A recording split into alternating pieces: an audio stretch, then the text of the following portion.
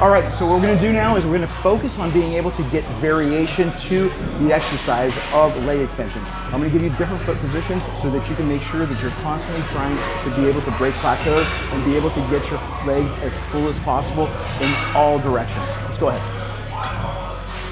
So we're gonna go extension. Good. This is a standard toes up. Good. Straight on. We're gonna do one more. Good. Now we're gonna put toes in. This is gonna help you work that little bit of that outer. Good. 1. Yep, I feel it. 2. 3. One more. Good. Now we're gonna go out. Toes out. Good. 1, 2, 3, 4. Hold it.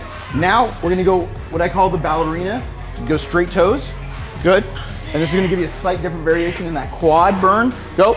Good. There you go. Toe straight. 5, 4. Oh my God. 3, 2. Good job. There you go.